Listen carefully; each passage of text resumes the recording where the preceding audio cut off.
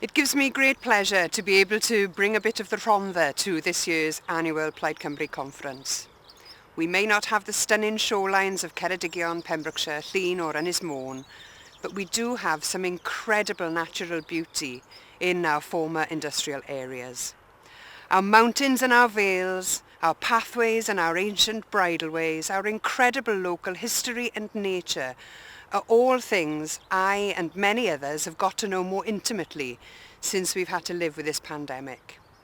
I know many people who are for the very first time discovering the treasures we have on our doorstep. We have some very special places and stories here, and more people are recognising it. Being able to escape up the mountain when we've been faced with some of the most difficult challenges going has been a lifeline. My local landscape has been a real gift. Another piece of the Rhondda I'd like to bring to conference is one I may have brought once or twice before, and that is our sense of community. We've seen some incredible tragedy here over the last year. So many families have been affected by COVID. Before that, they were affected by flooding. So many people's lives have been turned upside down.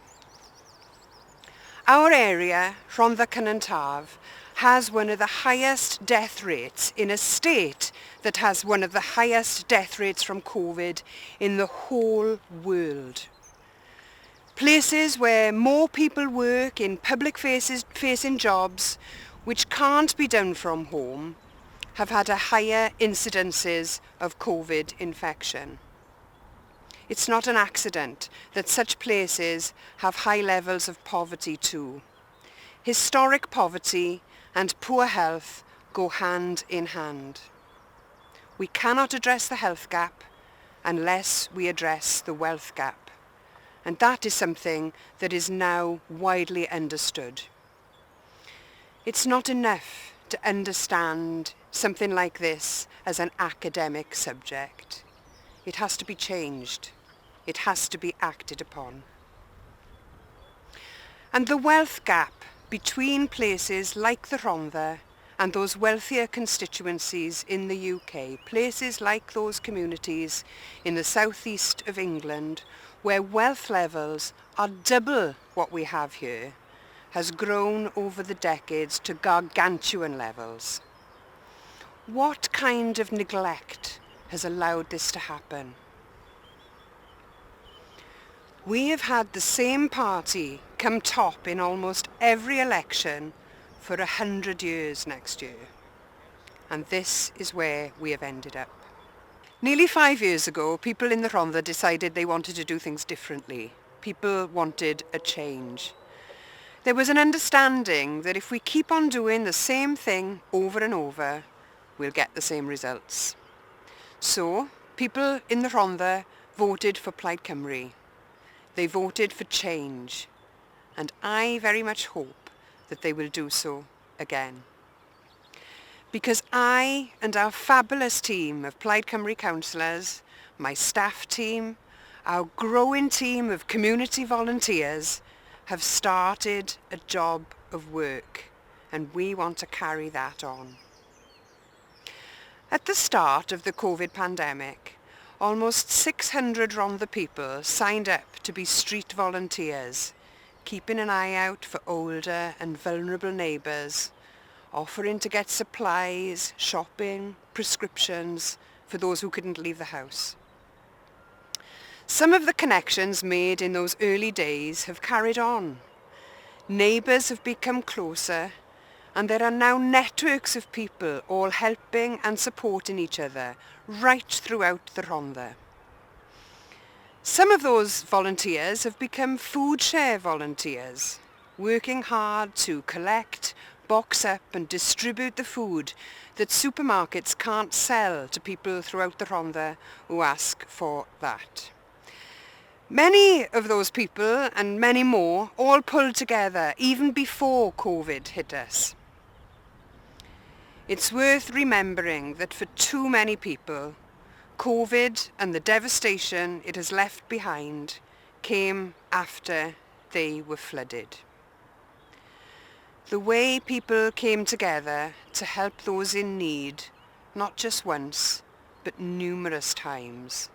And this is what some of those who were flooded told us. We lost our pet. Our dog was downstairs. Our children are traumatized, knowing she suffered and drowned. We want answers. Another.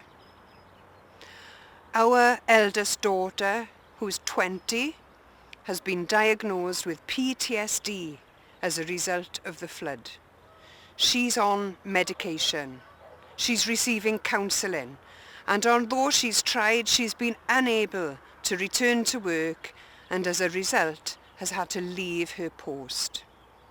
And that is why I will continue to do what I can with our amazing team of community councillors in Rhondda and Taf to get that independent public inquiry that those people deserve.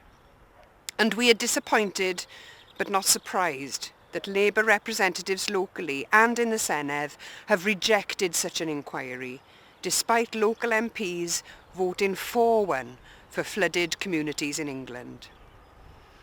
They want answers, and we will not rest until we get them. I'm proud of the way people in our communities have banded together to overcome these challenges.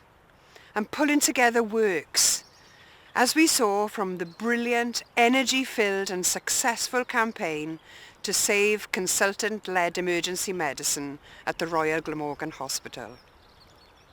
We thought we could lose that vital service. The Labour government's reorganisation plans were defeated by people power. Thanks to that, for now, that service is safe. But our hospital has faced incredible pressures in recent months. The high COVID rates in our communities resulted in it also getting into our hospital, and sadly, many lives were lost because of this. The hospital was almost overwhelmed, but the fantastic staff kept things going. And although many services have been suspended, the situation does now appear to have turned the corner, and I'm hopeful that those services will resume again soon. But let's not be under any illusion. Those staff are exhausted. They have been operating on an empty tank for a long time now. Those staff who we were all clapping on our doorsteps last summer deserve much more than a clap. They deserve decent financial recognition for what they've been through, and their various professions deserve to be invested in too. After more than a decade of austerity, many aspects of our health service infrastructure was on its knees. COVID has hit many of our public services. It's a hit that many of our public services couldn't afford to take. If there are lessons to be learned from all of this, surely one has to be the need to invest in our public services. And that means the people who work in our public services and keep them going when everything else shuts down. It's not just the right and compassionate thing to do after everything these people have done for all of us, but it's also the economic thing to do, the sensible thing to do. These people are going to walk away from their jobs if they keep being subjected to the pressure they faced over the last year. Many of them will have to in order to protect themselves. All of those public-facing workers, and I include shop workers, transport workers, delivery drivers, security people, all those people who may be not employed by the public sector, but who've had to work in jobs where you come face to face with people unavoidably, are all people we will need if things go wrong again in the future. This pandemic has shown their value to society. We all need them. We can't do without them. Let's give them the appreciation that they deserve. All of them. In places like the Rhondda, not only have we had a big health hit from COVID, we've also taken a massive economic hit. So many people here have slipped through the gaps of available support that has been there to help businesses. So many people have lost their jobs or have had to reduce their hours. So many people face an uncertain future. And this comes on top of our area falling at the bottom of the economic league tables for decades. The neglect that has led to this economic picture is directly responsible for the grave health inequalities that has driven up the high death rate in this area. We absolutely cannot and will not continue to accept this. We will demand our future takes a different direction. And this is how Plaid Cymru will change it if people in Wales give us the chance to govern in May. I'm campaigning for a universal basic income pilot here in Rhondda Cynon Taf. A pilot will help us work out the best way to implement a full basic income for all. The need for this has been shown with people unable to afford time off to isolate, with all the businesses that have gone to the wall, with increasing automation. Without this, how will people in the future live? This needs to be coupled with a comprehensive job creation programme, which includes a full and affordable childcare system, making sure the jobs we need doing are done locally. I want to see more cooperatives. This model would mean that the company is less likely to leave the area when it grows and becomes successful, taking the jobs with it, and the workers will be owners of the means of their production. To ensure that all our homes are safe, that waterworks and underground channels are ready for what climate change is going to throw at us, to plant all the trees we need planted and more, people will need to work. We also need to do much more to reduce our fossil fuel use and create more renewable energy that we own and use locally. And we can do so much more to grow food that can be eaten by our local population. All of this work needs doing.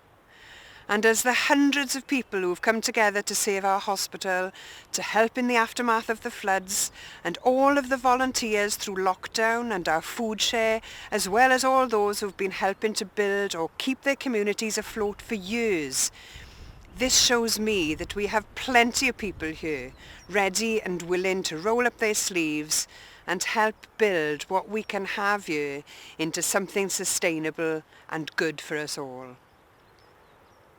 I'm as committed as all those who've come together in the Rhondda to support our communities and to find solutions to our challenges. If I'm elected again in May, these priorities, these demands, our priorities, needs and demands will be my guide, and hopefully we can put it all in place as the kind of society that we're all happy to live in. We have the vision. We now need the backing, not just here in the Rhondda, but right throughout all of the communities that are like ours, all of the people everywhere who feel left behind. There is a better future for us if we want it. We can do this. Our future is in our hands. With governments at different levels willing to help us and invest in us, I know we can be just amazing, beyond successful. We have the power. It's people power. Let's harness it all to build our future together.